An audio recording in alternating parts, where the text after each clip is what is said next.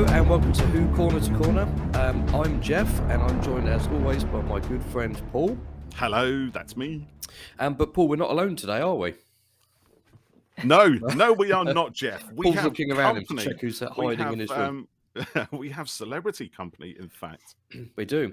So we're joined today by Helen Goldwyn, who is famous for her work with Big Finish, amongst other things as well. Morning, Helen. Good morning. Hi. How are you? I'm really good, thank you. It's Good. lovely to be joining you for this. Thank you very much for taking the time to do so. Yeah. You've got a very professional setup there, Helen. Actually, you've got a pop filter and a cradle for your mic and everything. Anyone would think you did this for a living. Yeah, I know. Yeah, I've got. Yeah, I'll show you on the video. I've got this, and I've got. Oh, you can't see it, but I've got one of those noise dampening shields. And, I need one of those. Yeah, it does make a huge difference. yeah. And this is my little office, which I've had for about a year now. So yeah, I'm quite lucky.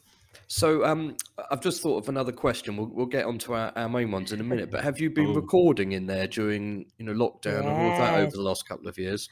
I have, and in fact, we had the whole family over for Christmas, including what, in that little room? No, at the house. And we had a friend called Jen visiting as part of extended family, and she's a huge Doctor Who fan. Yeah. And I had literally just given her a box set of the 9th Doctor, the one that had been just released before Christmas. And then she was going to sleep in this room.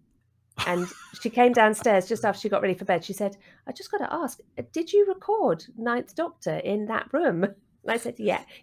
Is that going to be a problem? She went, "I'm not going to be able to sleep." She's like, "You had Christopher Eccleston's voice in that room." I was like, "Yeah, kind of, but." Oh, brilliant! Oh, I love that. Yeah, I was in the company of excellence and everything else. Yeah. So, Helen, why don't you introduce yourself a little bit and tell us about yourself and what you do?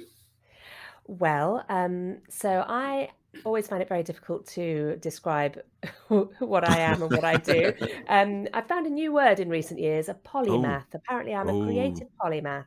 So I like currently, most of the time, am directing and script writing and occasionally acting and doing quite a lot of voice work myself. Yeah. But in addition to that, I am a songwriter and a singer. And prior to that, I had a 25-year career in theatre and TV and radio as an actor and musical theatre singer. So, I'm a polymath. Yeah, that's a good description for it. So that really is quite an extensive and varied career, isn't it, that you've had? So my next question was, how did you get involved with Big Finish? And how did you go from kind of stage and TV work to getting into the audio side of things? So kind of two questions in one. Yeah, well, lots of questions in one, really, Jeff. Let's be honest. Not lying about that. He does this, Helen. Don't worry. People might have heard me tell some of this story before, but in essence, I didn't really fit into the theatre industry. I was too versatile for my own good. I was too kind of physically nondescript.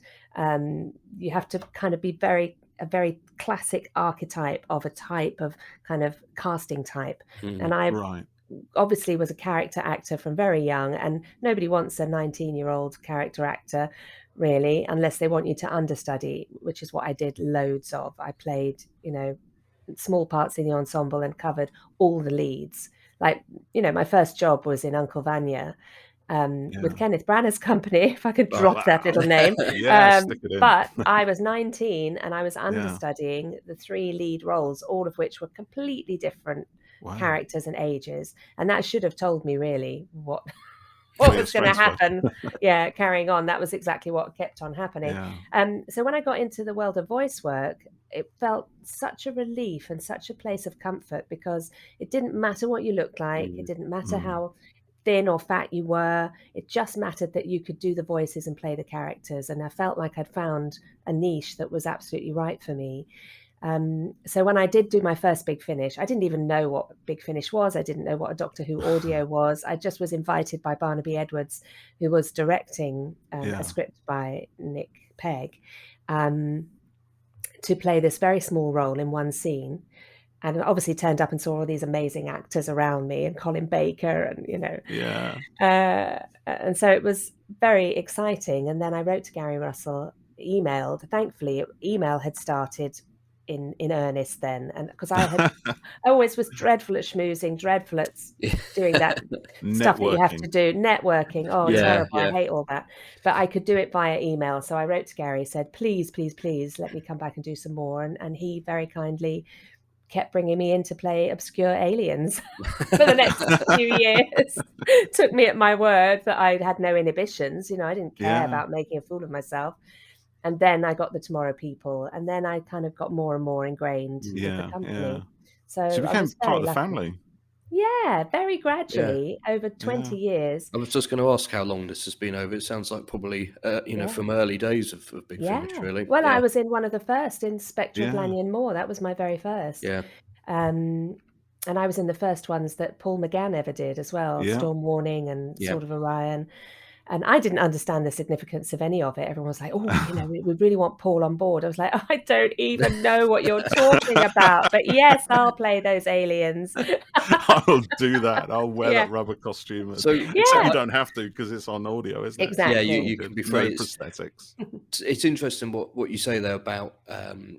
I was going to say, you know, the face fitting things. You know, I've got a number of friends who are actors and presenters as well, and you know, it is a difficult world, isn't it? And you know, you go up for an audition, and it can literally come down between, you know, you and one other person, and then it's the height difference that makes it or something, which is, you know, it's bonkers really. And you know, friends who've had, you know, a number of kind of big opportunities which they sadly haven't got, and it's nothing to do with the talent in the end so often, but doing the kind of, you know, I think it's important, like you said, being the polymath and having different strings to your bow within that same field. So, you know, presenting is kind of an extension of acting in a way, and then I've got friends who do that, and they've done voiceover work as well, and you know, it's become quite lucrative. I mean, I had a actor friend, he was an American.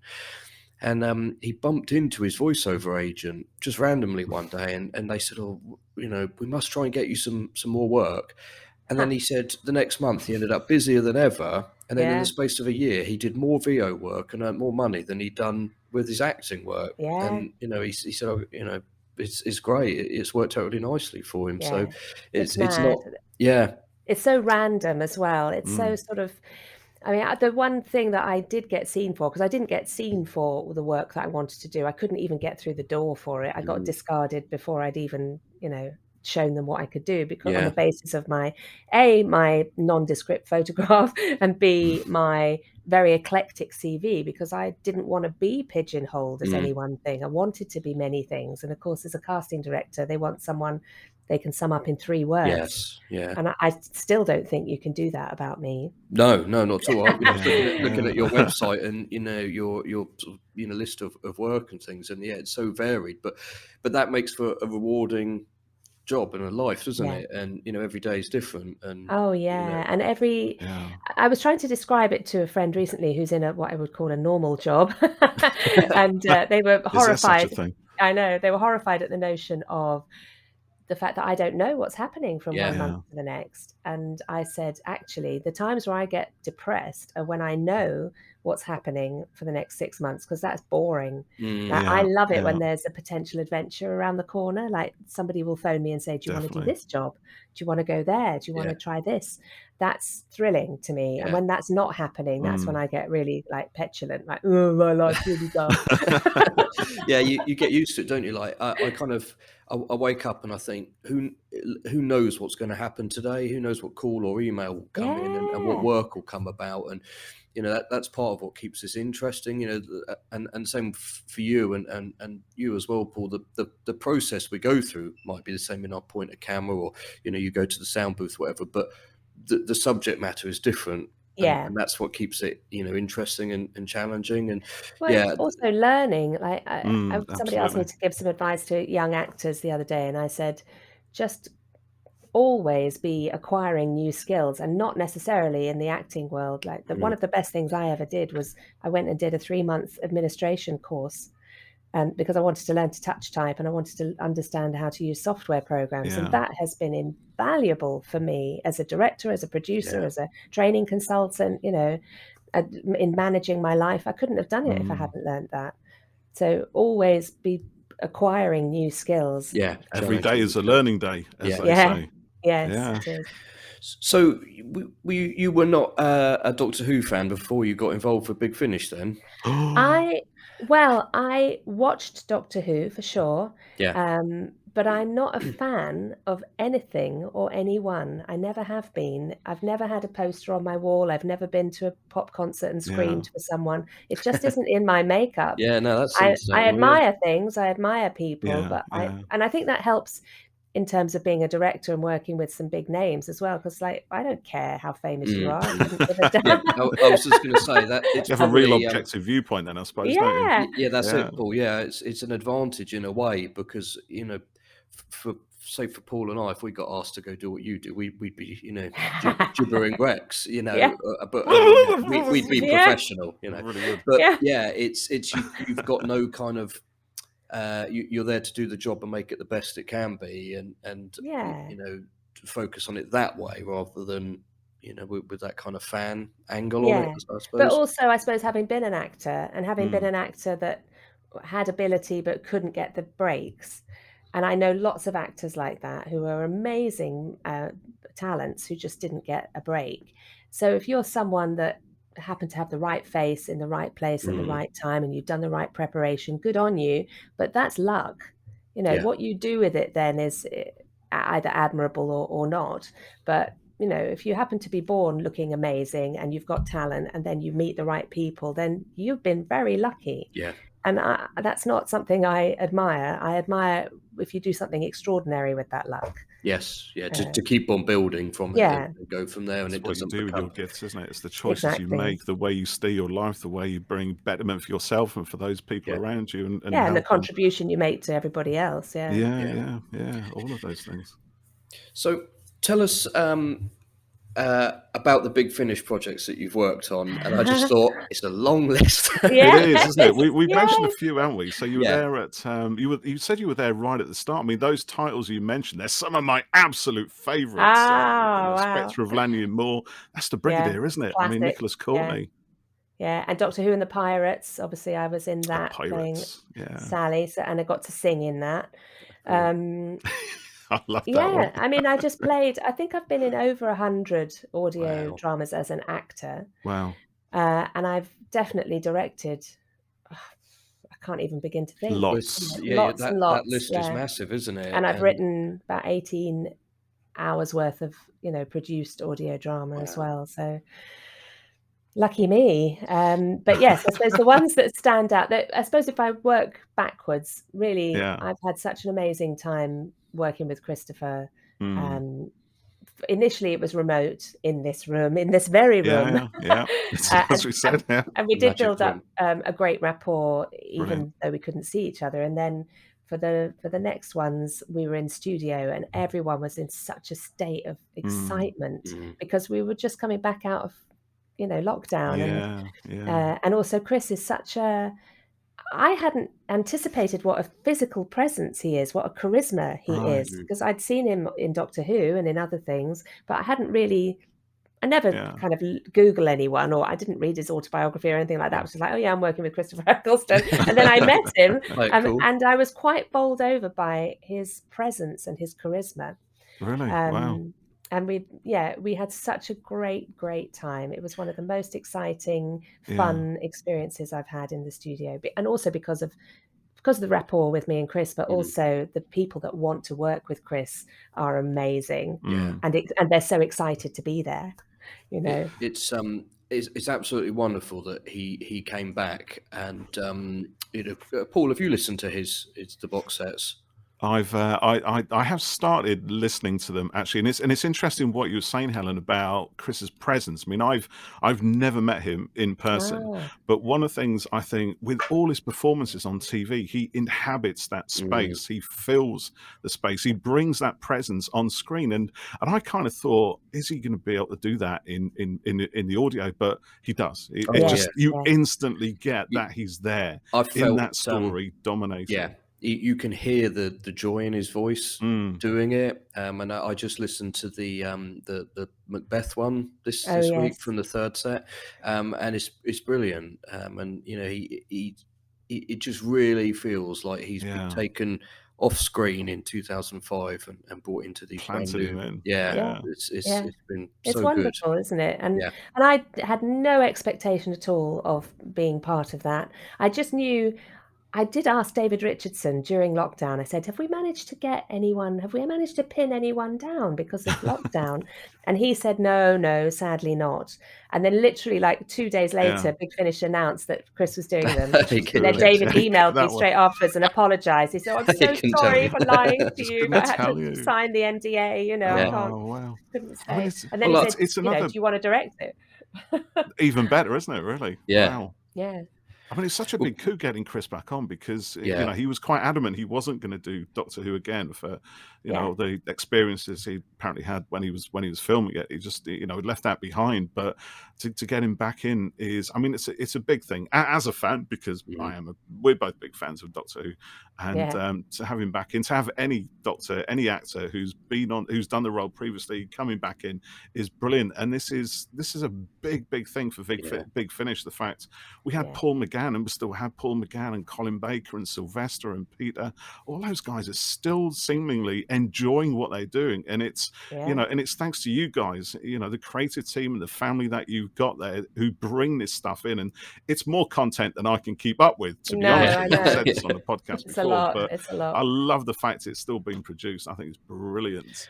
Well, I think you've hit on it there when you say family, and it is I think it is so distinctively different to other organizations that I've worked with, because we are all friends, and there's a profound respect that we all have for each other. We're all slightly geeky. I mean, you asked me if I was a fan of Doctor Who. No, I'm not, but I am a sci-fi geek in that I love sci-fi. I'll always pick sci-fi and fantasy over anything else on TV. Let me just tick that box right here. Yes.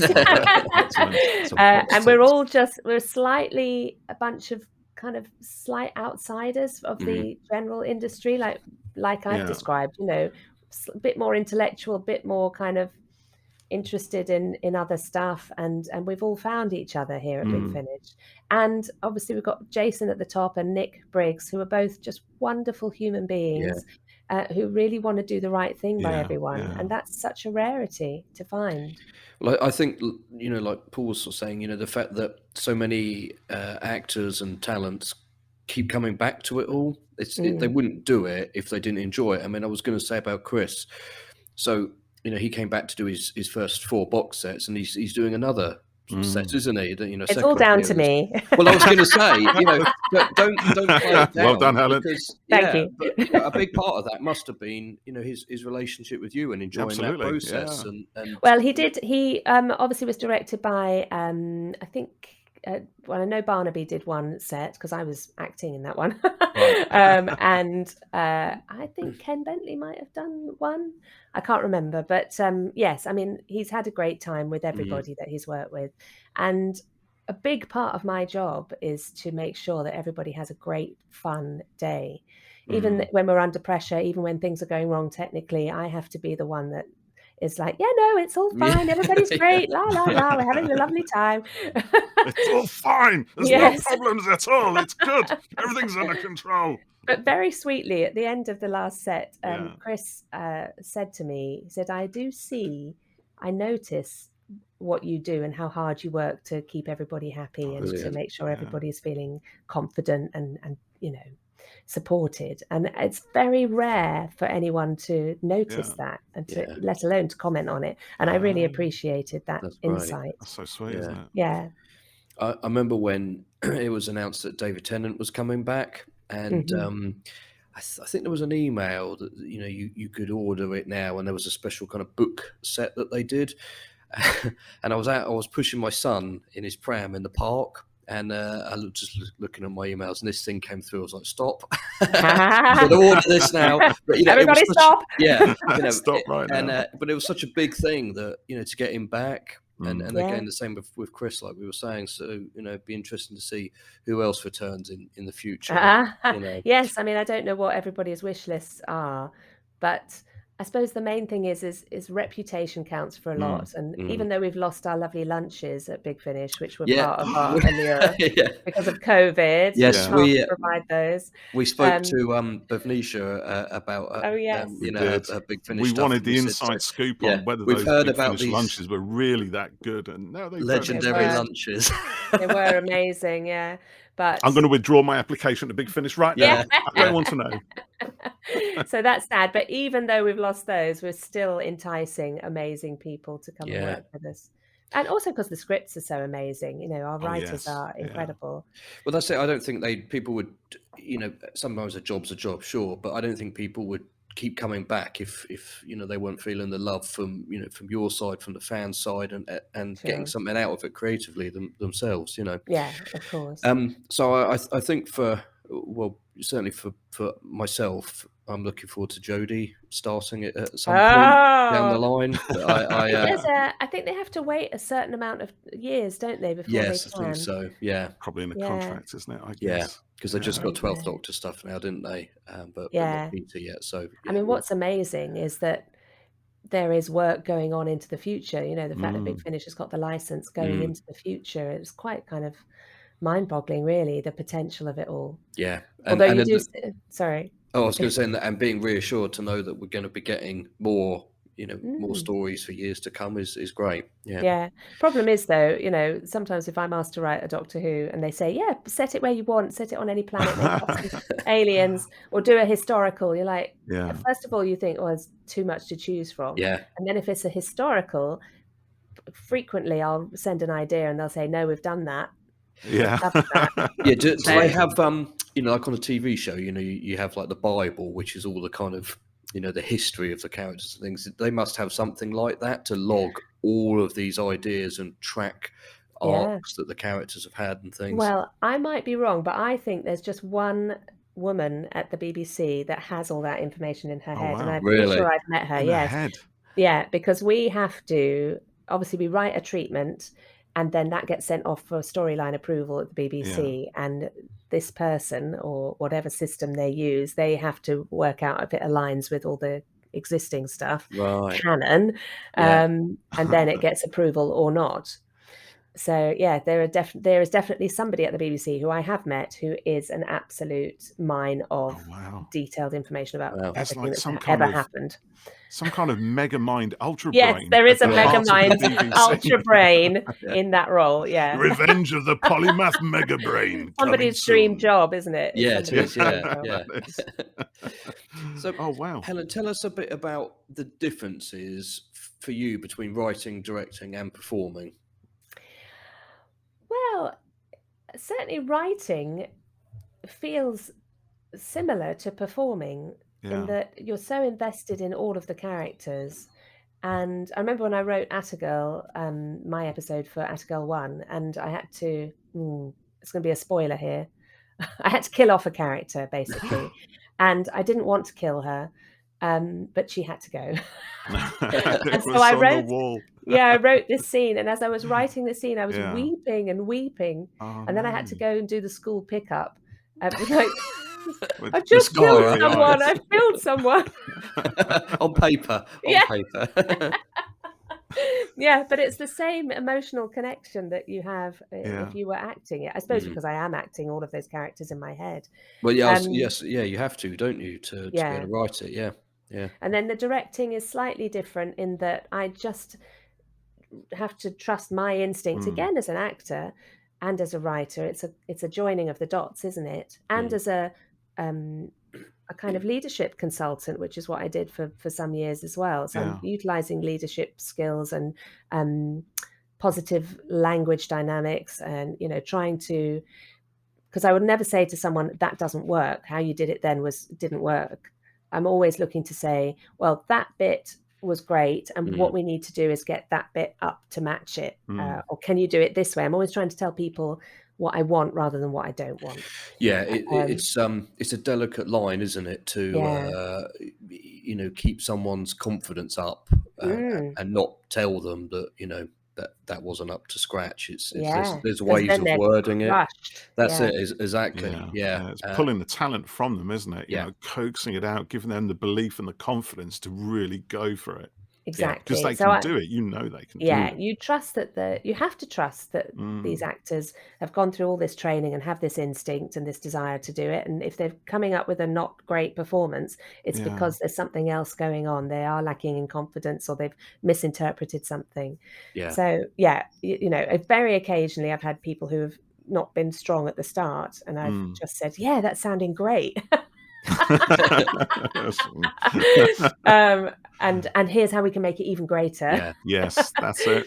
But yeah, somebody asked me the other day about Yeah. how do I approach directing, and everything I do is connected to music and musicality because music is my first love. And just as a symphony has all these dynamics and quiet moments and, you know, fast movements, a piece of drama has to have dynamics in that way, and you have to be conscious that it can't all be on one level. It has to, where's the peak, where's the moment of tranquility, where's the intimacy, where's the big stuff. So you've kind of plot the dynamics in like that. So my next question was going to be about is it tricky writing for audio, because obviously there's going to be no visual to it, but then what we've just been talking about has made me think about how is it acting for audio and covering all those emotions and things when, you know, there's no camera on and no one sees it. You know, it must be so tricky putting so much more into the words and the performance to make up for that lack of visual. Yeah, I suppose in some ways it's incredibly liberating because you don't have to learn the lines, so you're not searching for that. It's all fresh and spontaneous. It's all there on the page. Also, it doesn't matter what you look like. So I played a pirate the other day, and I was talking like that, you know, Nice one, yeah, lovely. "Hey, grimacing," and you know, obviously, I wouldn't be able to do that on film. I don't know, the facial expressions. Yeah, I was were going to say you've there, sold me there. Yeah, yeah, totally. Yeah. So there's a freedom in that as well. You do whatever you need to do physically to get the right sounds out. But really, it's such an incredible landscape it's a dreamscape of imagination. So the more you can picture the scenario and the more you understand the physical aspect of where that character is. So if they've been running, obviously, you know, the more you just picture it like a child playing and doing role play, the more thrilling it is. So that bit is easy, and you don't have to make eye contact with the other actors, and you very rarely do when you're doing audio. It doesn't really matter because you are in that space in your imagination. But is that quite difficult as well, though? Because if you're not able to respond or bounce off other actors in the same way, does that have its own challenges? I was going to ask, are you all together for the sessions? You know, is there one main Big Finish studio that people go to, or are things separate? I know obviously through lockdown they have been, but yeah, like Paul's saying, how does it, you know, how does it work? You know, bouncing off Generally, each other. even if you're in a studio, so we've got several studios on the go because We've obviously got several. Yeah, we've got loads of studios. We've got loads. Studios coming out of our Yeah, We've got yeah. studios down there, studios upstairs, studios downstairs. If you want a studio, just ask us. We've got studios. Yeah, but no lunch. Sorry, no lunch. Yeah, we don't do lunches anymore. You just go down to Tesco. Studios, no problem. Yeah, because obviously sometimes we're recording 2 or 3 dramas in a day. Yeah, So, wow. but at every studio, you have the fun of meeting in the green room, in the Yeah. common area, and then once you're in the studio, generally we're in the same space, but Yeah, you're still in your own little space. Corner, yeah. It's quite rare that you feel that you have to look up and make eye contact, and it kind of doesn't matter because I had a voice teacher in college once who said you can't lose truth from the voice, and as long as you know what your character is doing and why they're doing it, everybody else will hear that too. Everyone else will pick up on that. So you pick up on your cues in exactly as you would in filming or theatre. You just don't have that physical connection. I must admit, I was kind of really getting involved in what you're saying there, because I was trying to put myself into this place where you can just focus purely on your own performance, you know, and that kind of pulls you into that arena. And I can just imagine the whole visual sounds a landscape just forming around you nebulously, but so involving. You know, it Yes. really comes through when you listen to these things. I It's think like you that's why said, people it's love doing it, because you can focus on your own performance. You know, Yeah. you have to be very generous on stage Mm. and be conscious of what the other actor needs. And actually, yes, you don't talk over somebody else's lines, but really you are more focused on your own journey in Yeah. audio. yeah, it's like you said earlier, it's liberating. I Mm. hadn't really thought about it like that, but yeah, it must. Yeah, I can see the appeal to it and that chance to just kind of, yeah, turn up in your joggers and no Yeah. makeup and prosthetics or whatever, and Yeah. just go for it. Yeah, Well, if I can drop another name, Go on. I did one of the episodes with John Hurt shortly before he passed away, yeah, and he had obviously been quite unwell prior to Mm. that, but was sort of in remission at the time, I think. And he said, it's just wonderful to turn up and not have any lines to learn and to just act, you yeah, know, Yeah. spontaneously. yeah, Yeah, yeah, it without all must the be brilliant. paraphernalia of Yeah, filming. Yeah. yeah. So you've worked with various doctors now. Do they all have kind of different approaches to things? Because obviously they know their characters now. So I suppose directing them and writing for them must be quite collaborative because they can probably do it second nature, can't they? Yeah. So It's quite rare that you would need to give anyone any Yeah. steering, mm, any of those doctors. It's mainly any direction that I would give would be about, "Oh, I think we've probably got a bit more noise in the background here, so raise the yes, volume. Could we have a bit more breathlessness? Or, when he punches you, a bit more of a oof." But that's about the extent of it, and absolutely fair game. Why would you Mm. be trying to direct any of those people where it's in their DNA now, yeah. Yeah, Do I you- think your doctor might do this. yeah. Don't think No, I so. don't think so. that wouldn't No. be my doctor. Yeah. Yeah. Do you feel so sometimes like when I'm out at work and I've got someone in front of the camera and they're doing a really great job and I think I should probably give them some sort of direction here, but there's not much I can say because they're nailing it, and then I feel like I'm probably being really inadequate here. Do you feel like Well, it makes it easier, doesn't it, in a way? yeah. I mean, what I suppose I do, I said do, what I suppose I do sometimes do, and I'm never sure if it's appropriate, but I think it probably is for all actors, is that I'll say, "That bit was great. I loved how you did that. Thank you for the Mm. energy you brought was Yeah, so spot on." Because I think all actors need to hear that. yeah, And I think yeah, if you are very well established, you probably very rarely hear it mm, Mm. as the years go on. But yeah, so I've worked with almost all of them. I think I've worked with all of the doctors now, either as an actor or a director, and of course they're all absolutely. It's ingrained in their blood. yeah, yeah. So, out of the different stories that you've done, which was your biggest acting challenge? Ooh, Oh, there's a acting question. And was it challenge. human or was it alien? Ah, well, I think I found Storm Warning quite tricky Mm.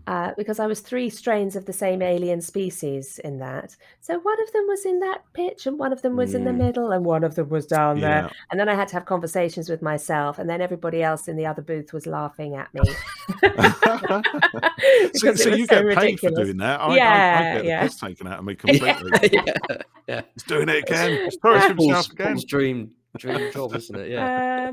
But I suppose, in terms of challenge, gosh, it's so hard. I suppose Doctor Who and the Pirates was quite hard work. Yeah. I was very scared of the singing because I hadn't sung for a couple of years when I did that, and that was like, oh, a whole other Yeah. side to me that Big Finish hadn't seen. There's quite a Yeah. lot of audio effects on a lot of the alien voices, aren't there? So Yeah. how much? So I listened to the Creeping Death recently. Oh, With yes. you in, and so how much of the alien voice is you, and how much of it is enhanced afterwards? So, Well, I think people might be under the impression if you've got an effect on your voice that Yeah. you don't have to do much, but Mm. actually it's really takes loads of energy to play an alien. Like the can imagine, yeah. Silurians, the first time I kind of watched the old, original series Silurians, that was exhausting. Playing those because you have to do them, it all has to be from there. And yes, they're going to put brilliant. an I effect thought on it. Silurian was right in the room. Yeah, that's so good. and everything. But if you don't give that energy and that kick behind it, or you don't, I can't remember what I did for Creeping Death, but I'm sure it was probably something that is quite strained or takes some sort of tension from the diaphragm. And those parts are actually really tiring. You're doing it repeatedly. Yeah, it must be. Yeah. So, what script did you find the most challenging to write? Subterfuge. Well, Subterfuge, and also the script I wrote for Star Cops. I really hit a brick wall. I haven't listened to that one yet. I'm looking forward to that. I used to love Star Cops. Subterfuge was tricky because it needed loads of research. I was given a set of prescribed factors to build in. So I had the monk, I had Churchill, I had to set it after the war for the election.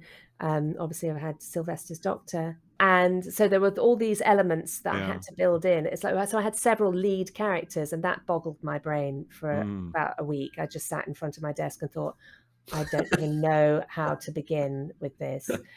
And in the end, I just used a different tactic of post-it notes of events, things that I wanted to happen, climaxes that I wanted to achieve. And then I worked it around that.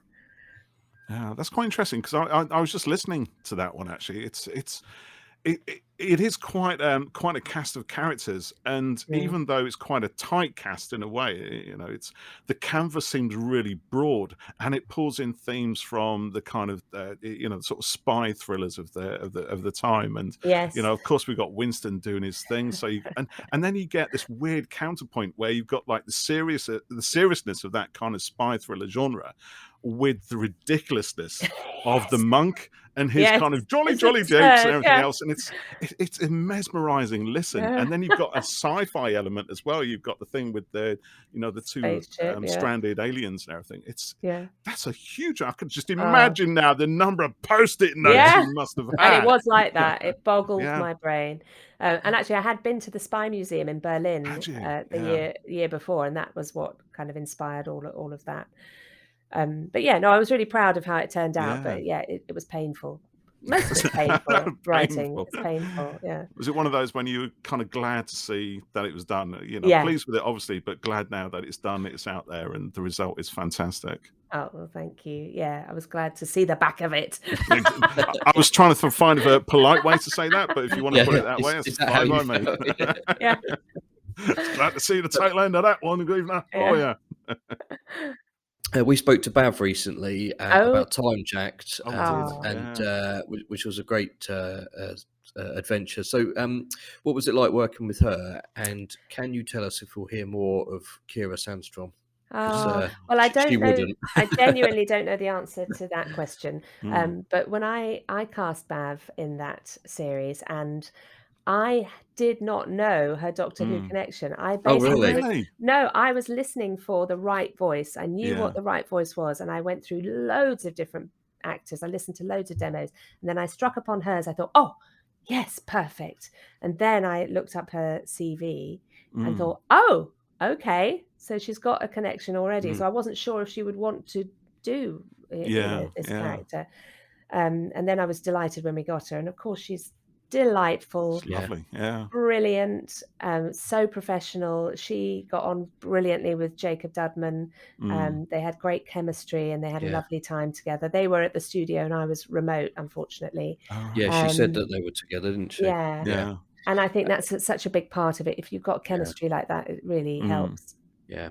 So that goes back to what you were saying earlier about people's faces fitting, and they who they know and getting lucky and things like that. So I didn't realise that you hadn't known that Bav had done the show. So she was cast purely on her talent. And then the show is kind of, because initially I thought, she's done it because she's been in the show, and but it's obviously capable of it all as well. So it's nice to know it was purely on how good she is, and not just because of the talent show comes first. Yeah, that's good. And talk to us a bit about Jacob Dudman, because his story, his journey is quite something, isn't it? It's very inspirational. Yeah. What can I say? I first met him, I think he just turned 19 when he started working for Big Finish. And everyone had said, like Nick Briggs had auditioned him and David Richardson, and they said, he's going to be a star. And I thought, oh, yeah. Heard it all before. And then I met him and thought, oh my goodness, yeah, he's just got it all. Yeah. He's got the whole package, and he's such a lovely young man, really wise, and got his head screwed on right, and really wants to. I think he will do something extraordinary with his inevitable fame. He's doing a bit of TV, isn't he? Is that right? I mean, he'll be, if he doesn't get into movies soon, I'll be very surprised. He'll be doing huge stuff. I mean, listening to his you know, I was going to say impressions. That's not really the right word, is it? But his impersonations of, you know, the other doctors. Characterization. Yeah, that's a more accurate. They're so good. I mean, thank you. His Capaldi was absolutely brilliant. I mean, I was just completely lost in it, like it was him. You know, he's got, you know, the dramatic side of it as well as the the accent and all the inflections and things like that. More frivolous side as well. He's got that's what makes him, differentiates him really, is that yes, he's an impressionist, but he's an extraordinarily brilliant actor. Yeah, you can tell he's I've worked with. It's so instinctive, not trained in the formal way that many people are. And he, after we'd worked together for a little bit, he emailed me and said, I want to really make a go of acting and I need an agent. And I was like, just send them your photograph. And I'm sure they'll all want you, regardless whether you've got all this amazing talent or not. Yeah. So, I mean, obviously every agent that he contacted wanted to take him. They all wanted him. Yeah. And then the first job he got was starring in a BBC, teenagers TV series. So I think you'll be all right. Yeah, I think he'll go far. Yeah. Yeah. So Helen, you mentioned earlier about your theatre work that you began with.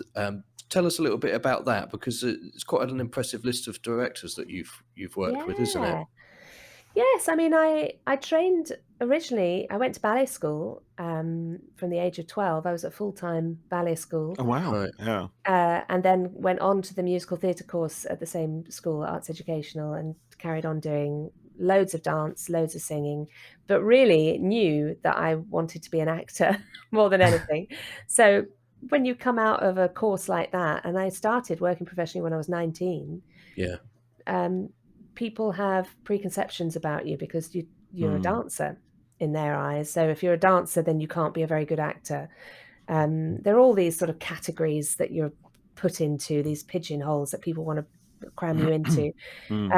But I was very fortunate because my first job was with Kenneth Branagh's Renaissance Theatre Company. So that was understudying in Uncle Vanya. And then I just kind of had such a difficult time getting auditions. Yeah. But I was very lucky in that the few auditions that I did get seen for, I always got one of them. So I managed to keep on working fairly consistently. But there were certainly periods in between where I was desperately unhappy and frustrated and felt terribly resentful about the way the industry worked. It was like if I looked more conventional, there wouldn't be an issue. I would be through the door and my talent would then get me the part. But what I've realized in later years, and this has been quite an interesting journey for me, I'd had a DNA test and I knew I had a Jewish heritage, but I didn't understand that my ethnicity is Jewish. So my DNA came back as 90% Ashkenazi Jew, which is quite a big so I am white other. So I was obviously going up for parts that wanted Anglo-Saxon heritage, white people. And I thought I was in that category, but actually I should have been marketing myself as a good-looking Jewish person, rather than trying to be a beautiful Anglo-Saxon, a typically English person, which I clearly wasn't. So that's been quite a revelation to me in recent times. I thought, oh, I wonder if there was some subconscious discrimination going on there, that I didn't fit the Didn't mold and realise, people didn't Very quite know possibly. why. Yeah. And I didn't know why. So yeah, it's been a very strange journey. But then, as Steve Jobs said, you do these obscure things in your life, and then eventually the dots connect. And that certainly happened with directing, and it happened with composing. And I remember thinking when I wrote one of my first songs and I was recording all the harmonies for it, and I thought, oh, this is why I've got this ridiculous 3-octave vocal range, which was completely pointless, in theatre, but it's totally useful if I'm recording my own music. So yeah, you do eventually connect the dots. Yeah, things things are sort of meant to happen sometimes, aren't they? And also, you never know what will come from a meeting with someone, or a job you do, and how important it is to just basically be kind to people and be a good person, and Be that decent, can pay you back in later life, and all that kind of thing. I didn't know that first scene. I did one scene in Spectre of Lanyon Moor, and I did not know that would lead to my big break of a career, really. Yeah. So you've done quite a bit of work with Louise Jameson, haven't you? Yes, I have. Is she lovely? She's one of my dearest, beloved friends. Yeah. Everything you imagine she is what she is. She's an extraordinary human being. Just one of my favorite people in the world. Yeah. So did you write the show Pulling Faces, and she was in it, and we you did devised it together. Right. I wrote the bulk of the script, and yes, and then obviously she took it on tour, and then we worked together in several different ways through Big Finish again, and obviously had a friendship then. And then Atagirl happened. Louise really was the one that insisted that I produced it, and I said, I don't want to be a producer. Who wants to do that? Yeah, that sounds like really hard work. But no, she and David Richardson persuaded me. And that was one of the projects that I'm most proud of. I think she and I together, we collaborate so brilliantly. Did you win an award for it recently? Did I see that? We got into the finals for both the Atagirl series, finals of the BBC Audio Drama Awards, which was just brilliant, amazing. So we were highly commended in that. And then we were in the New York Audio Publishing Association Awards, the Audies, for Atagirl 2, which was even more of an accolade in a sense, because we had 4 writers on Atagirl 1, and it was just me and Louise on Atagirl 2. Right. Yeah. So that felt like a real kind of pat on the back. That's lovely. Yeah. So I've got a couple more questions, and Paul, you might have some as well. And then we've had some in from people on Twitter. Okay. So what are you working on at the moment? And I appreciate you probably can't tell us everything, so feel free to use code words. Right. Okay. What I'm working on at the moment is a script for a series that has been, it's from the worlds of Doctor Who, but not Doctor Who. And I have found it quite difficult to get my head around the world of it. So that's taken me quite some time to come up with a storyline that works. And I'm also working on a series that I had directed, but now I'm going to be co-writing the next box set of that. And I'm also doing loads of voice work outside of Big Finish. So I've been doing lots of video game work. I was just in Dying Light 2 that's just been released. Is that a horror one? Yeah. Yes. Yeah. I know the one when you mean. Yeah. And doing quite a lot of corporate voice work as well. So that's been a nice new avenue of interest. So yeah, that's the main thing. And obviously loads of directing is coming up next month. Loads of it. So you sounds like you're kind of busy with something all the time, and I think like I was saying earlier, when you like for me, I direct and I camera and things, but I can edit as well, so I'm able to kind of keep myself busy by being able to do that kind of breadth of stuff. And so some of the actors I know have gotten into presenting and then voiceover work, similar to you, and I maybe you think the same, but it helps to keep you busy, doesn't it? Literally, yeah. because you're able to do more, so there's Yeah. more opportunities. Yeah. I think all actors, there's some kind of myth going around that if you've got a backup plan, then you don't mean it. You know, you're not focused enough on Oh, being an I've heard actor. this. Yeah, Really, there's I no, haven't there's heard no that. plan No. B. Yeah, there's no plan B. That's fine, but you need a whole network of supporting Yeah. financial opportunities around you. So I always said, at drama school, they should be teaching people how to do carpentry and plastering and Yeah. electrics and hairdressing and nail, Yeah. manicuring and how to do massage, because that's stuff that you could do on a flexible basis and supplement your income Yeah. and still have time to go and do your real thing that you want to do. But if you don't have anything like that, you're really in a very challenging position. Yeah. Yeah. Because you're going to end up doing something soul destroying. Yeah, to well, get by. that's it. So I used to Yeah. fill pumps at Sainsbury's, and what pump are you on? Have you got a Nectar card? All of it come flashing back. But and then you'd argue with people about a penny that had gone over on the pump.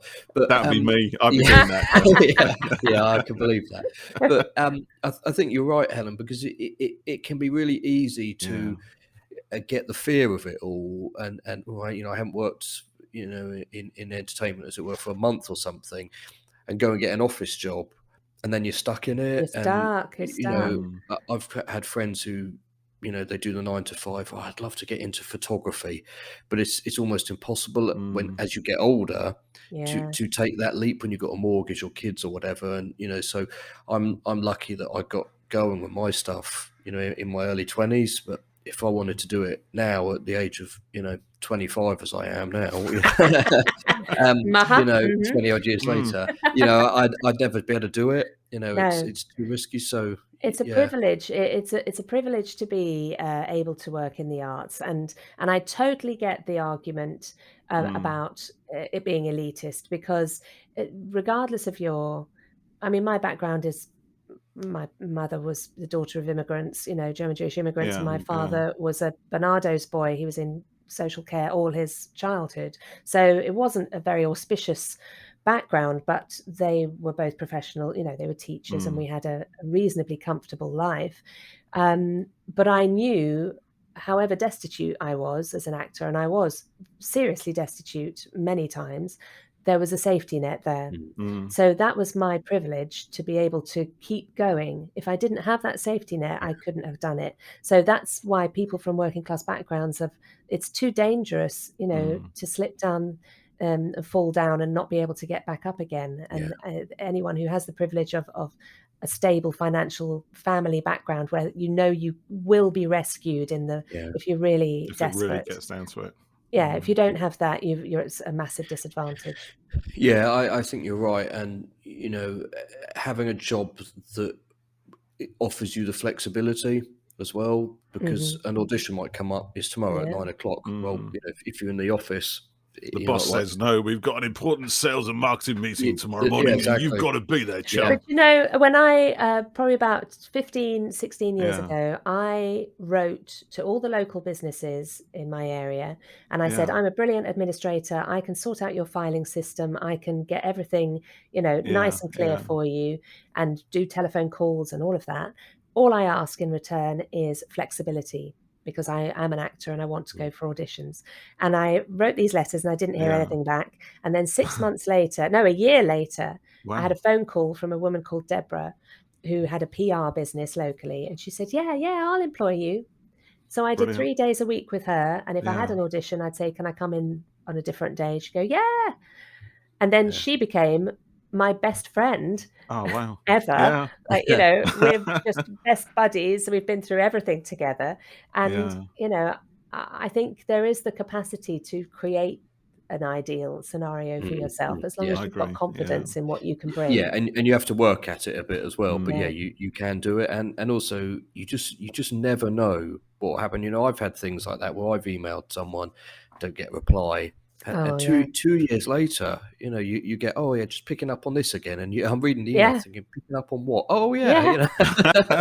Yeah. Then Well, it that's the gets other going. top tip I would say, because I worked at Roleplay UK, which was a corporate roleplay company for a few years when I first became a mum, and I was in charge of recruitment, and obviously we got inundated with actors who wanted to do roleplay because that's a good supporting job for acting career. And we never needed new people. Our books were full, which is often the case with theatre agents. But the people that wrote repeatedly, just succinct, just checking in, seeing if you're recruiting, just checking in. Eventually, they were the ones that we would go, oh, we need an extra person in London and we don't have anyone on the books who's free. I know, there's that girl who kept on emailing. Because you remember them. I have to say that is so important. You've got to, even if you don't hear back, you've got to write 6 times minimum before your name starts embedding in the other person's mind. It's so true. Again, I'm in a similar place to you there, Helen. I put out for a lot of freelance work.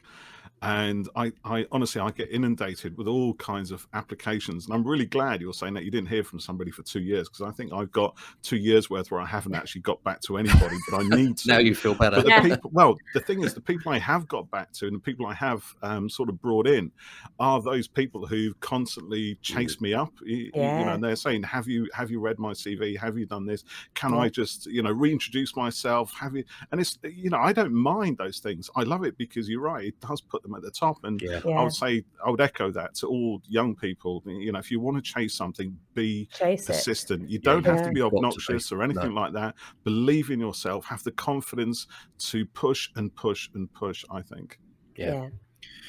That's my little life advice there. It doesn't come too often. But we're early, aren't we? It's not even. Is it about 11 o'clock? Yeah, nearly 11. Isn't it? Yeah. So it's my peak. I peak at this time. He's going to go sleep for a bit now.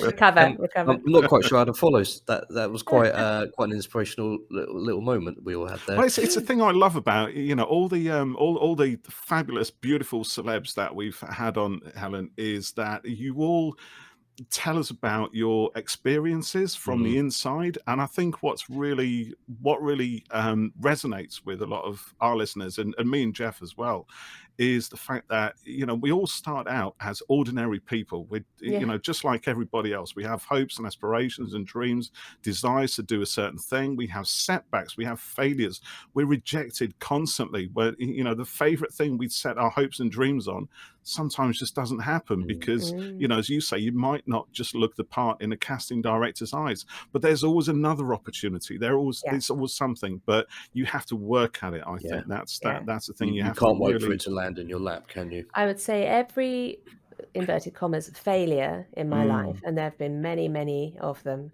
has been a springboard for me. Because my process is always, I'll be devastated for 2 days and think, why did I put myself through that? And then I'll become full of rage about the injustice of life. And then I'll think, right, well, I'm going to make this happen now. I'm going to do this. And often the thing that you make happen out of rage or frustration or just this tsunami of creative energy that was always in me, frustrated energy, those are the things that give you by far the most satisfaction and reward. Looking back on things now, how your career has turned out, is there anything you would change, or do you think, no, do you know what, that's brilliant, I love where I am, I love how I got here? Or is there any kind of little burning regret somewhere and something you didn't do or that you would change? I love where I am. I love how I got here. I feel incredibly lucky, especially during COVID, to be in an industry that was still producing stories. I do have regrets. I regret that I didn't have more confidence in myself as a physical entity. I was so fixated on the aesthetics. And actually, I think if I had just gone in the room with more belief in myself, I believed totally in my ability. I knew I was talented. I just used to walk in and think, oh, they're going to be disappointed with how I look. And I was good looking, don't get me wrong. What do you mean I was? You yeah, are. I just knew I didn't fit the mold. Yeah, I know what you mean. I was very acutely aware of that. Having grown up in ballet school, it was all about aesthetics. It was all about faces and bodies and what you look like. So I am sad about that, but and I wish I'd started writing earlier. I knew I could write, and it seemed too easy. I was so used to everything being a struggle, and people would ask me to write stuff for them, and I'd rustle something up and go, yeah, there you go. Maybe So wow, that's fantastic. Yeah, I denied that natural flow of energy. I was in denial about it, like, that's too easy. It can't be that. That can't be the thing I'm supposed to be doing. It's all supposed to be a battle, isn't it? So when I finally started accepting that I was a writer, that felt very natural and correct. And it just took me so long. And is that a confidence thing again, do you think? The fact that you produce a piece of writing and you think, well, it's just what I do. It's not brilliant or great or anything. But I think it was more that I was the ambition I had as an actor was so overwhelming and all-consuming. My father summed it up well, I think, when I was in my mid-30s. He said, you're like a drug addict. He said, when you get what you want, you're on a high, but you're still not quite satisfied. You still want something else. He said, and in between, you're on this desperate low where you're craving this high, and then you get it and it's not quite what you want. I was never fully satisfied. So that was a real shock to me. I thought, oh yeah, you're right. This isn't very healthy. That's probably why routine is kind of anathema, though, isn't it? In a way, the idea of a 9 to 5 or something, and some people love it. My eldest daughter, she loves a routine.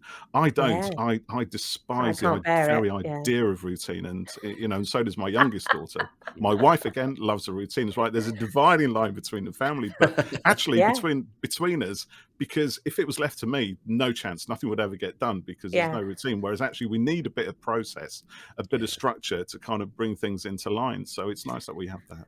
Well, I found that very difficult when I became a mum. I was trying to find other mums to connect with, obviously, ideally creative and a bit quirky, like me. And I would go to baby groups. They have these mother and baby groups. Yes. And then I'd chat to people and they'd say, are you coming next week? And I would think, what? You're coming to the same group? You're going to do it twice? Yeah. Like, you come every Monday. God, that's a whole bunch of other people in another group at a different time and eat and drink different things. It just didn't come into my thinking at all. I would go every week to the same group and meet the same people. No, I don't think so. It was a lonely time, those early years. Yeah. Well, she doesn't come to our group. Talking there about having some sort of a structure to things and being organized, it makes me think about the number of people I've met over the years who have none of that. And we work in a job that isn't 9 to 5, but you still have to be like being able to pick up the phone. And I phone people whose voicemails are like, please leave a message, I'll try and get back to you. I don't want you to try. I want you to succeed using your phone. Do not, there is no try. And then they phone back 2 weeks later. I'm just phoning up about that shoot. Yeah, that happened last week, mate. It's gone. And they don't reply to emails or things like that. And that's the creative excuse. The excuse of the creative is that I am too busy being creative to do the to function properly. The routine stuff, and that routine stuff does not come naturally to me at all. No, but I worked really hard to acquire those skills because I knew they were necessary. Yes, because also a lot of people, like Paul, when we work with kind of corporate clients, in our stuff, they're doing 9 to 5. And so they need you to be available in that window, and you can't just be like, hey, phone me at 11 o'clock tonight. That's when I'll be working. It doesn't work like that. So you do have to kind of, bend a little bit to fit into. I think what it is, it's a difference between a kind of ongoing mindless routine and a sense of discipline within it, like a self-discipline that you have. You don't have to sit into that, 9 to 5, do you? But you have to have some sort of self-discipline, to be able to make it all work. Yeah, and a system. If You can't just hold it all in your head. I can't hold it in my head. No. Although there is that mega brain at the BBC there is, who does hold it all in her head. Got it. She's got it all. I'd love to meet this person. They're going to have to get that out, aren't they? Yeah, a mythical person. Like the Matrix. We're going to have to get Mega Brain on there. On the podcast. Yeah, I have to find out who this person is. And I apologise because I know she'll have a lovely name and everything. Yeah. Fabulous. Is the job title who she is. Doctor Who Mega Brain? If it isn't, it should be. Yeah, it should be. Yeah, should I agree. Yeah. Absolutely should be. And polymath. I'm going to take. There's one word I'm going to take away with me today. Polymath. I'm going to put it on my business cards. There you should. Yeah. Give you that one. Revenge of the Polymath.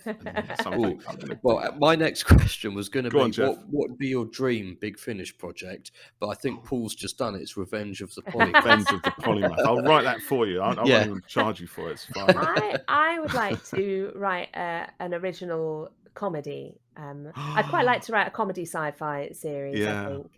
I think we could do with a bit more of that at Big Finish. Totally agree. But it wouldn't have to be sci-fi. I did think about like almost a soap opera set on a cruise ship, because I met my husband on a cruise ship. Oh right. And the stuff that goes on, you wouldn't believe it. I could open a few islands, that's for sure.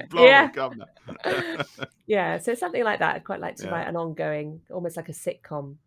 Like Triangle or something. No, not Triangle. That wasn't a cruise line. That was a ferry. 2.4 children. There you go. Yeah. Yes, that kind of thing. Yeah, brilliant. I'd love to do it. I was trying to write comedies actually, but it never comes out very funny. So, that's a fatal flaw. Funny in the to plan. me.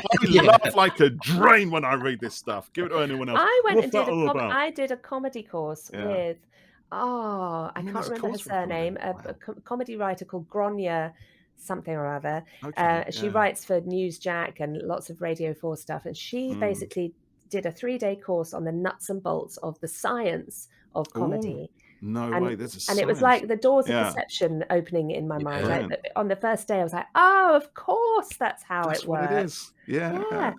So those courses are out there, Paul, workshops. I have to get myself involved in one of those. Yes, I'll be on it.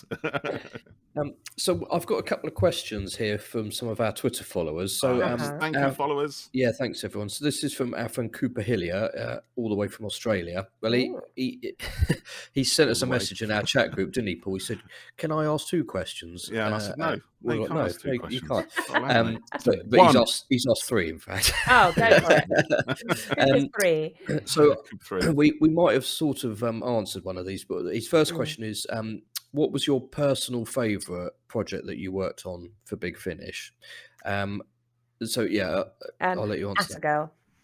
It's a close tie between Atagirl and working with Chris on the Ninth Doctors. They're probably on a par. So then he said, who's your favourite Doctor or other character to write for? To write for? Ooh. Interesting. Probably the monk. Oh, really? Yeah, because what was it about the monk? Go on, you're going to say it, aren't you? He's so outrageous, isn't he? He says the stuff that other people wouldn't dare say, and he's so disdainful. And I love his character.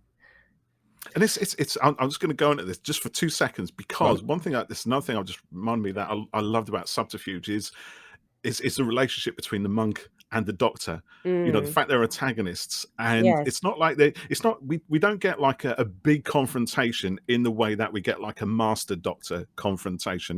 Those scenes are always very intense, very massive, but with the monk it's like a battle of wills. There's a playful element, almost a seriousness, because if Churchill doesn't do the speech he's supposed to do, it all goes to hell in a handbasket.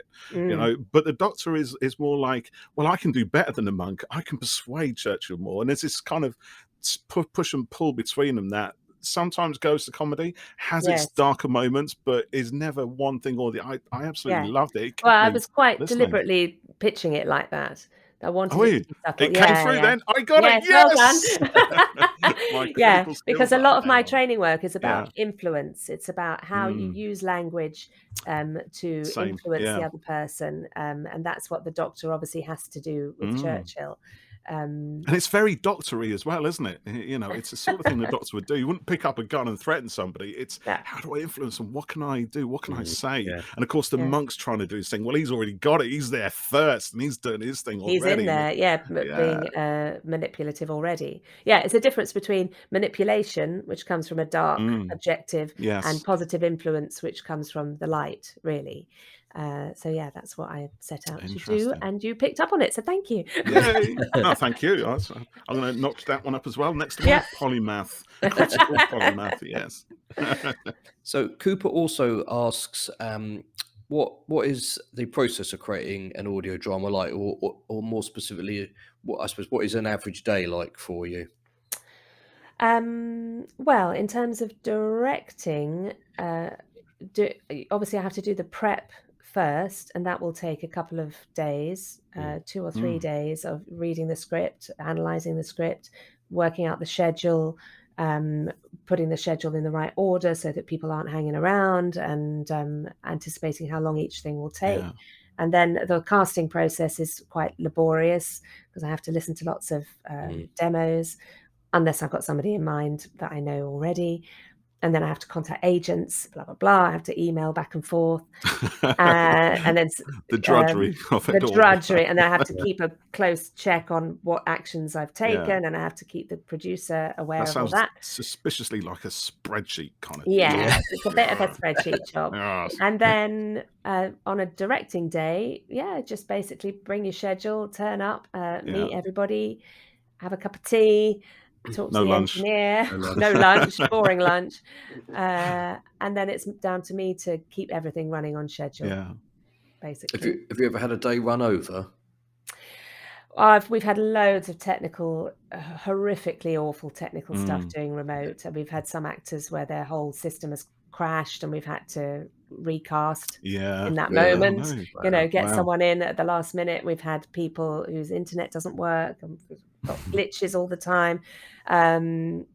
Sometimes an actor gets taken ill occasionally, and then they have to come in for a pickup day. So they'll come in, and we'll probably do that remotely. We'll have a remote engineer, and we'll just pick up their lines with someone reading in.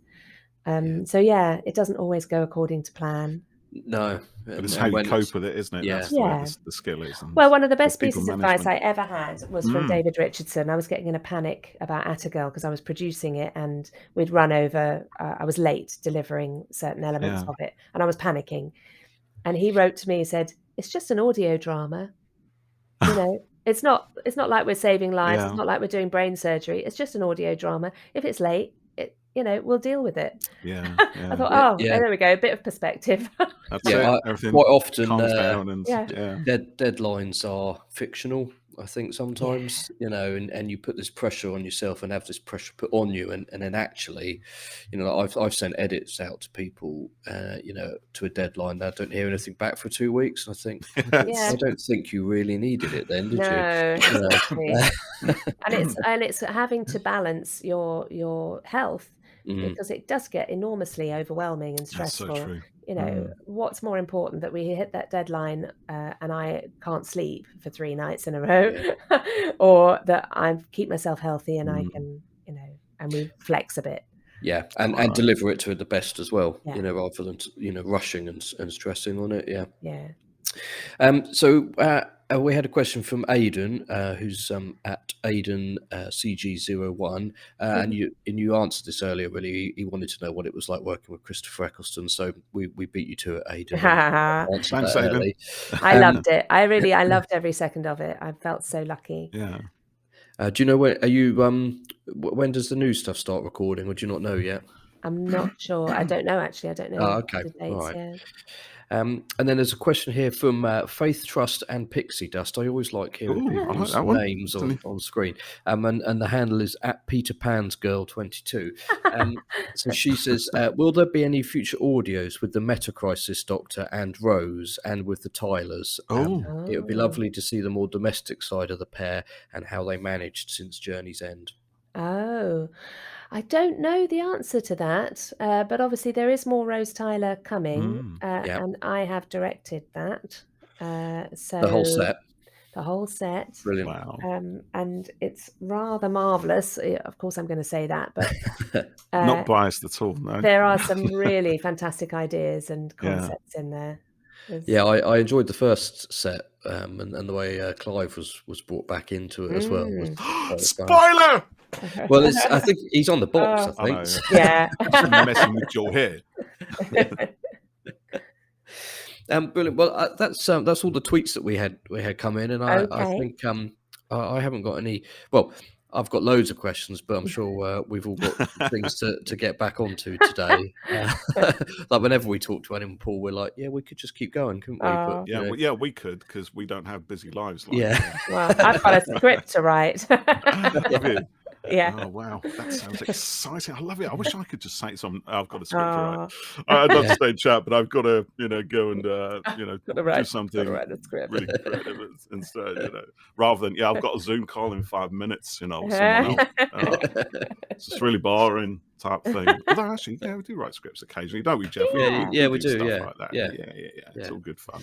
That's brilliant. Well, I just have to ask before you go, right? Because you did mention, and it is there right on your webpage and everything, right? It's there, and you said it. It's facts now. Okay. But musical theatre, right? Yes. What is your favourite musical? I have to ask. Oh, that's a good question.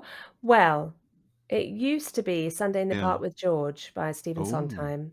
That's probably still very high on the list. Yeah. I love, there's an amazing musical called Once on This Island, which is set, I think, on somewhere like Martinique. Right. And the music in that is just so, it touches your soul. It's so perfect. And what's that called? I don't know that one. Once on This Island. Once on This Island. And all the music for Dear Evan Hansen is amazing. Yeah. Have you seen the film of it? Not yet, no. I went to see the show quite recently. Yeah, I've heard some of the music. My wife's got it on. The music's amazing. Yeah, I heard the film was not great. Maybe. Yeah, I don't really know. But then it might be the sort of thing that if you've already got the connection and enjoyment of the show itself, the film will work for you. And it's. I mean, I wasn't crazy about the show. I just love the music. Right. Okay. Yeah. I find that actually because I mean, we all love a bit of musical theatre, and we've got a massive playlist between us of all kinds of musicals. Oh, really? Yeah, throughout the ages, but when it came to The Greatest Showman, I think I hadn't seen the film, and I had no wish to be honest. I was a bit up here a little bit. Oh, I don't need to see The Greatest Showman. It doesn't sound very good to me. I will admit, I very much enjoyed that film. But I have to say, right, I was introduced to it through the music because my girls kept playing it constantly back to back, and I found myself kind of singing it and getting uplifted by it, and and I saw the film. It's actually quite good fun, isn't it? Yeah, I enjoyed it. My wife and I went to see Hugh Jackman when he toured. I saw that. But you do like Hugh Jackman. You're a big Hugh Jackman. I do like Hugh. Yeah, anything he does, Jeff, is instantly 100% in your mind. Yeah, and he was really good, wasn't he, Helen? Oh, amazing! Yeah. I was a bit miffed because we got stuck in traffic trying to get to. He was at the O2, in London, and he opened with The Greatest Show, and we bloody missed the opening. Oh no! Disappointed. But he did a really long show, and he did some of his other musical stuff and a bit of his acting and things as well. He was really a good show. Tour de force, yeah. And then I tweeted about it afterwards, and he liked my tweet, so that was a bit of a win. Or his PR people did. I don't know. No, it was Hugh. It was Hugh. Yeah. He does his own Twitter account. I don't know if he does. It'd be great to think of that. Oh, well, I've really enjoyed this chat. Yes, and thank you. Thank you so much for taking time out of your really busy day and delaying the start of your script writing just to talk to us. Well, it's been another really interesting chat, and hopefully inspiring for people. We had our chat with Pete Levy, the Flux producer, recently, and one of the guys that we know on Twitter, he tweeted Ethan, wasn't it, Paul? He said, he works at a post-production house in London, and he wants to kind of move up, do more. And he said, I really needed this. It's helped give me a bit of a pickup at the moment. So it's nice that it's one of the things we wanted to do with the podcast is talk about Doctor Who, but talk about with people like yourself about the wider picture. how do you get into the industry, and tips and advice and other work and things like that. So, yeah, thank you. This has been really good. Oh, my pleasure. No, it's been really good fun. Thank you both. So we'll look forward to hearing what's next from you. Yes, well, comes it'll out. be. I'm sure it'll be announced soon. Yes, yeah, we'll keep our eyes. Watch this Oh, we're not going to space. get Yeah. any spoilers here. No. Jeff. No, As well. more than my job's worth. Yeah, well, maybe if we cut recording now, we can. Yeah.